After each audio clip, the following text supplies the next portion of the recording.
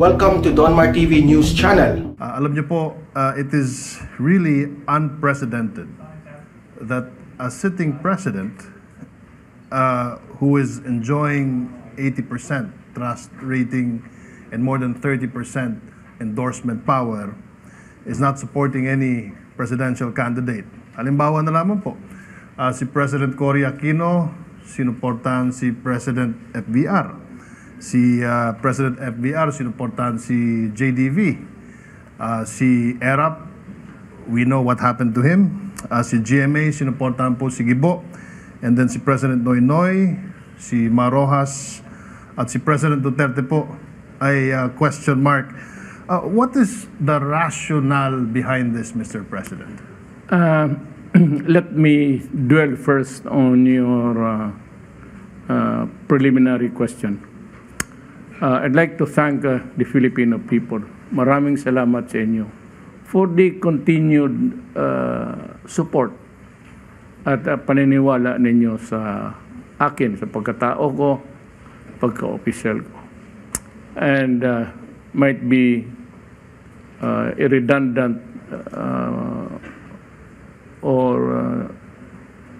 repetitious word that or words that you may hear from all mga kandidato, pati kami mga official. Pero I can on my honor as president, talagang ginawa ko yung trabaho ko at wala ho akong ginawang kalukuhan. Iyan ang I'm still the sitting president, and anybody kung ano may masabi ba sila especially about matters which ought not to be done by an officer of government, especially those who are elected, because we have always strived. Your success or failure will depend on the support of the people. Ginawa ko yung trabaho ko sa tamang oras, sa tamang pamaraan, tamang panahon. At kung magtanong kayo, I'd like to proceed to the second question. Kung may i-endorse ako, I may or I may not, but preferably, I'd like to stay neutral. Ibig sabihin, wala akong susuportahan na kandidato unless, again, having said it, I'll say it again, that there be a compelling reason for me to go out and tell the people what it is. I would like to bide my time. I'm not in a hurry. But kung naman yung maliliit na bagay lang, ano yun, only those, however little that it may look by some people, but in reality, it is really the interest of the people which is at stake. Yon talagang mapipilitan ako maglabas. Then maybe, just maybe, I will choose a candidate to support. But at this time, wala ka bang suggestion? Ikaw yung mas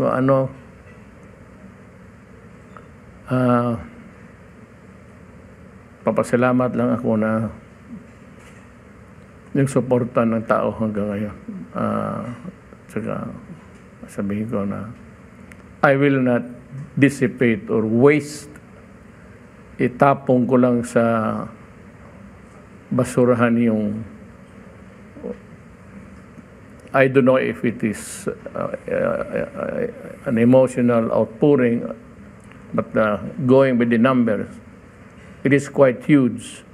And until now, it surprises me it continues to baffle me.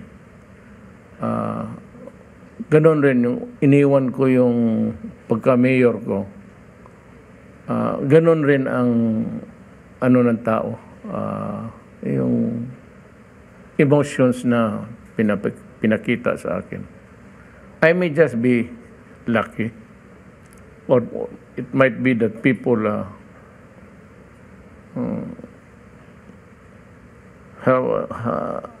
tinanggap nila yung pledge ko and naniwala sila na ginawa ko. Yun lang man siguro. When you are an officer of the government, especially elected officials, there's a set of rules that quite rigid to follow. But once that confidence of the people or your trust are broken, then may problema ka. So I am on my, I'm winding up, and I am now on my last days of my presidency. So yan lang nga ang masabi ko sa iyo. Pasalamat sa tao. And until now, I have yet to decide whether or not to support a candidate. At this time, nobody's in my mind, actually. And people would ask anywhere, out of maybe just to please you, ganon yung tao. Oh, Presidente, sinong kandidato mo? At sino bang kandidato natin? It could be just a compliment para may masabi lang sana. But to give you, to boost your ego, kasi Presidente ang kaharap mo. Pero for those really na naniniwala, talaga wala akong kinausap. Noong wala pang election period, yung national, silang lahat nagpadala ng emisary. And I respectfully just declined to say anybody. Yung pag-usapan na yung suporta ko para sa kanya, nakipagkita sila lahat sa akin. At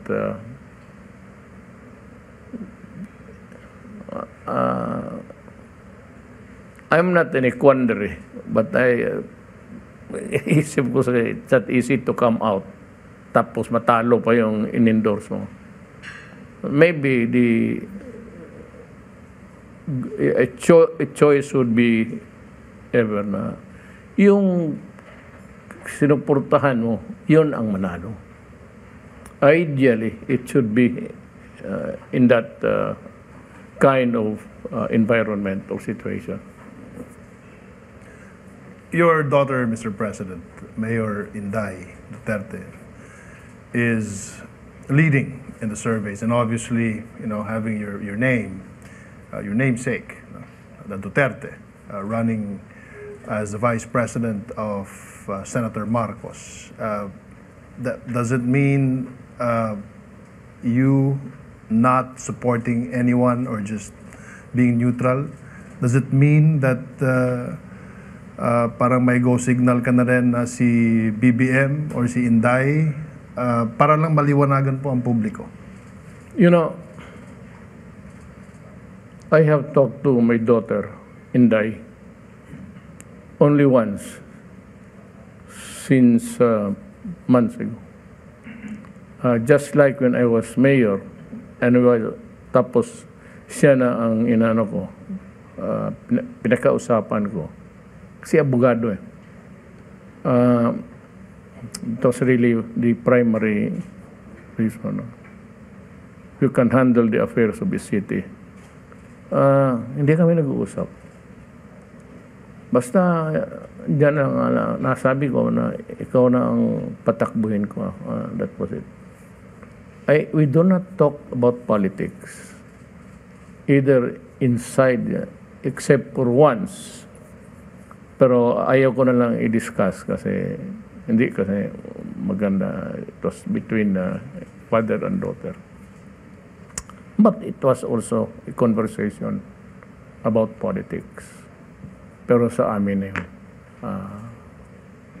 Lessons learned along the way.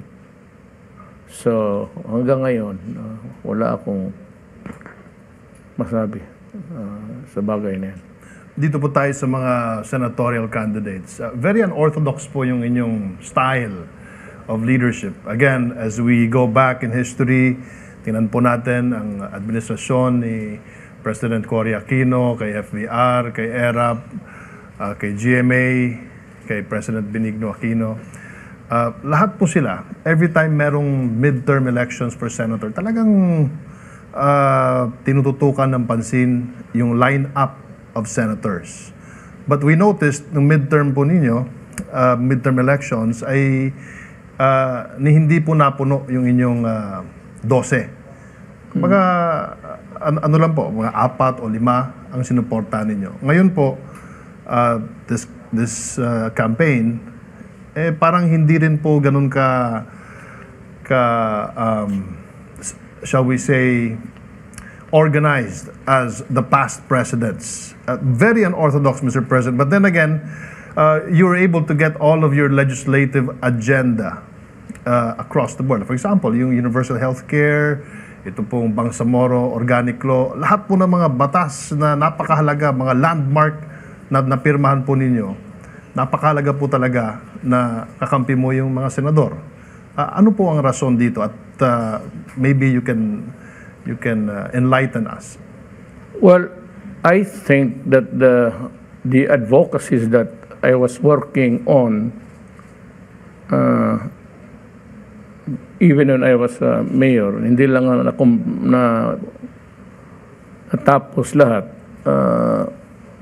is also shared by many. Because most, or if not all, actually, our legislation sa kanila, ang aking proposals, tinanggap nila dahil it's for the public good. Universal healthcare, education, lahat pasok. At yun lahat, kinausap ko rin sila earlier na look guys, you I have to come up with something during my term. So these are the the proposed agenda. So sinabi ko na sa kanila. These are landmark laws, malasakit, libreng edukasyon, nandiyan po yung Bangsamoro Organic Law na hindi po naipasa noong nakarang administrasyon, Department of OFW, the list can go on and on, Mr. President. Now, you have senatorial candidates. Yes. Sa PDP laban. Sorry, I have to ask you this. Meron bang mga senador na mga kandidato na sinusuportahan po ng inyong lingkod? One is ito si Panelo. Panelo, I'd be frank with you and with our people. Ito si Panelo, parang tinatawag natin character. The way he attire niya, mga parang bata, teenager. Pero if you can just see across, makikita mo si Panelo is a compassionate man. Totoo yan. Matagal kong nakilala to. Hindi ko ito kinuha halos magkasabay kata kami sa bar 72. Pero all these years, he was not really decisive yung mga niya noon. Even in his decision. Kasi political halos yung... But si Panelo, kung makita mo, has a critical mind. And he is magtulong talaga. Ito magsabi si Panelo na gawin ko yan. Ginagawa niya for anybody. including lahat. Pag sige, Andre, gagawain ko yan. At ginagawa talaga, and the product is always good, even excellent. Yung pagka-abogado niya, ako mismo abogado, believe ako sa kanya. Sinasabi ko, pati sa asawa ko, maganda magsulat ito si Panelo. Sabi ko, merong isang tao, dalawa, na nakita ko when I was a fiscal. Makita ko yung mga brief nila, memorandum, yung mga memoranda sa required by the court at the end of the trial. Sabi ko, isa lang yan, si Calida, the Solicitor General, nung fiscal ako. Pati si Panelo. Nung nakita kami sa korte, sometimes we join forces because we have the same interest, people of the Philippines versus, and they sometimes act as a prosecutor, and sometimes they are on the defense side. Ito, mahusay magsulat, wala kang makitang dangling phrases dyan. Mag-enjoy ka ng, lalo si Bindigo, yung nag-retire na, yung chief ng prosecution. Yun nakita ko, pati si Panelo. Yung maganda magsulat talaga. Mas mahusay kaysa akin. I seldom admit, but I admit because it is true. Itong mga tao, Calida, tapos yun, pati ito si Panelo, mahusay magsulat. Kala mo, well, English na maganda pagka-narrate. You know? So, para sa akin, kung si Panelo nasa Senate, he is not just a good lawyer, a splendid writer. Huwag mo lang tignan yung mga pantalon niya na gusot-gusot. Ayaw tumanda ng tao. But maybe after the Senate, kung manalo at ibigay ng Panginoong Diyos, he would be mature enough to improve on his sartorial choice of yung mga gusot-gusot dyan, may butas dito.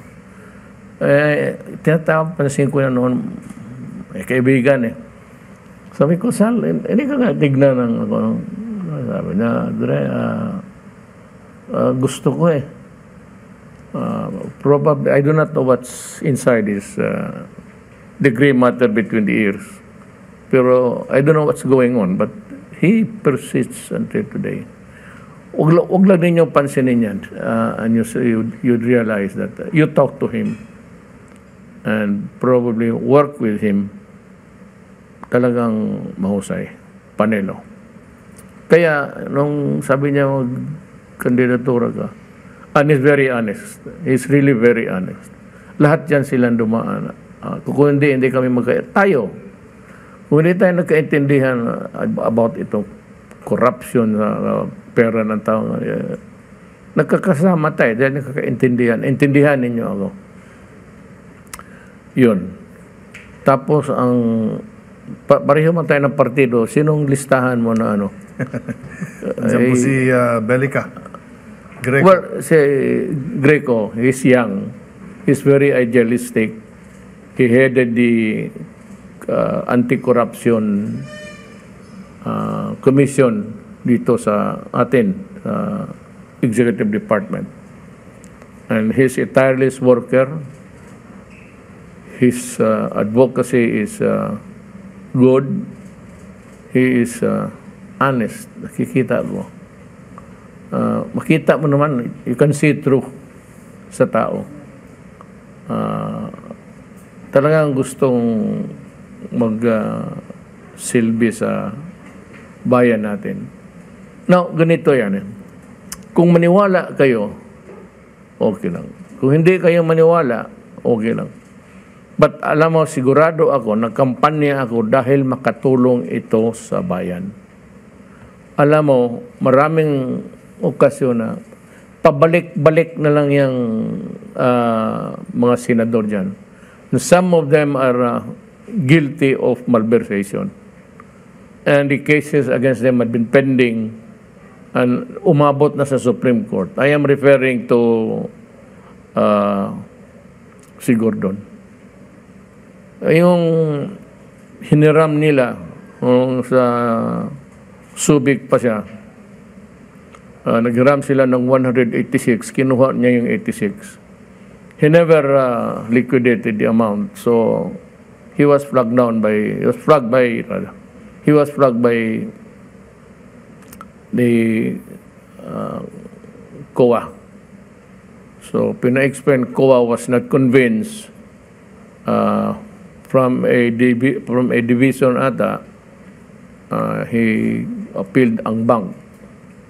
Then sa COA, talo siya, he went to the court, Supreme Court, the final arbiter. And the Supreme Court agreed with COA that the money was not spent lawfully. In other words, ni malverse mo. If money is not spent lawfully, the word lawfully, talagang binulsa mo. Yun ang nangyari sa kanya. Kaya nagwala ito siya kasi nilabas ko at yung final report niya sa Senate, ako mga senador, sige, kung ano lang, and I will also comment. Yung ano lang, palabas mo yung totoo. Ang sinabi ko noon that I am appealing and criticize even the Senate for calling time and again ito si Doke pati si Galvez. At that time, Doke was always at the airport receiving the vaccines either bought or donated doon sa airport and supervising their transport. Ito naman si Secretary Galvez, General Galvez, was working on the vaccines from the outside. Well, ibig sabihin, out of the box itong kanya. Kasi he was dealing with the people. Ang problema, pinapabalik nila ng pinapabalik. Kaya sabi ko, do not do that. Sabi ko, you crush parmalin. Sabi ko, in Bisaya, kumuta, crumple them or whatever you want with them. Just don't waste the time of these two guys because they are needed in a very critical moment in our history. At nakita ninyo, araw-araw yan sa TV. Sabi ko, yung permanent, wala akong pakialam dyan. Ngayon, binaliktad nitong gagong scoundrel. Ito, sinabi niya na sinusuportahan ko daw kasi yung Parmalin guys, I defended them. I never said a word in favor of Parmalin. I was adamant on wag ninyong sayangin kasi papuntahin niya minsan si Galvez. Not only twice but many times. Ganun ang Senado eh. Galing ako ng Congress. Ganun ang Congress. Patawag ka, hindi ka tawagan hanggang hapon. So, sabi ko, do not waste the time of these two guys because they are working on the solving critical issues of the day. Itong bakuna. Ngayon, wala nga tayong bakuna eh. I had to call itong unang shipment, pag nakita kami, sabi niya, mayroon ng are you a member of the IATF na, no? Sinabi ito, wala tayong bakuna. And that's sabi ko, I made it public, sabi ko sa inyo, I will try to call President Xi Jinping tinawagan ko siya, sabi ko, Your Honor, if you have, or I'm sure that you can invent the vaccine faster than the others, please do not forget us. So yung unang dumating dito, donated by China, and another donation from China. At sabihin nila ngayon, pro-China ako. Bakit? Hindi ka pa marunong magbayad ng utang na loob, kasi kalaban kayo. By just shaking the hands of President Xi Jinping, did I surrender anything? Mayroon ba akong binigyan? There is a book about these things. Maybe you have a copy written by Mr. Tiglao, yung di bank. Nandun lahat. Ganda pag yung presentation. At saka, on the side, I would comment that mahusay na ito. Isa pa itong mahusay na may factual reporting talaga. Yan, nandyan ang totoo lahat sa China. Hindi ba minsan na magpunta ka lang dala na ito matulong yung binondo yung bagong dyan is scheduled for inauguration project.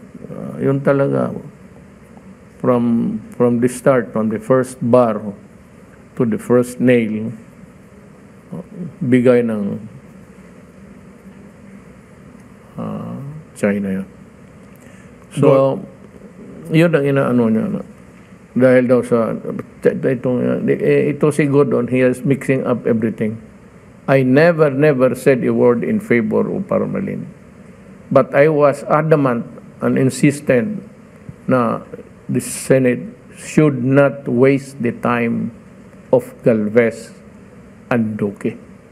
Because their work is really critical to solve that problem at that time kasi wala pa tayo. Nakatatanga na tayo saan tayo magkuha. And at the start of the pandemic, I remember rendering an impassioned plea for people to understand. Really, kasi wala nga tayo We had people there working on the task force, looking for the vaccines, pero harap natin sa tao, wala. Until the vaccines came from the first. Trabaho ito ng dalawa Ipapatawag nila tapos hindi nila, parang ordinaryong lang. Ito si Gordon, he's a scoundrel. Siya, na ito how would I characterize the man? Matagal na ito sa Senado, abusado. And when he investigate yung committee and investigate people, walang director dyan. That's sinisagawan. Walang nire-respeto. Kaya ako ang mag-una nito. Takot siguro talaga sa kanila. Ikaw, I'm asking the Filipino people, junk, marama yan sa hustler yan, scammer. Totoo yan. Wala akong sinasabi ko sa inyo, tignan ninyo yung papilis. Dumating na sa Supreme Court, matagal nang in-affirm. Hanggang ngayon, hindi siya nagbayad. You know, if you are handling money of government, once there is it is tainted with yung mga anomalies at there's disallowance now, kinu-question ko na saan yung pera. So, punta siya doon sa COA mismo, then sa, I think, ang bank. Then he proceeded to the Supreme Court after suffering a debacle. And then, because of his senador, hindi nagbayad. Actually, sa COA yan, pag pinasa na yan sa wala namang ano doon sa the term sa criminal law, iba yung sa disallowance, ganun. It's a very respectful way of saying na, Adre, ninakaw mo yung pera, isauli mo o bayaran mo.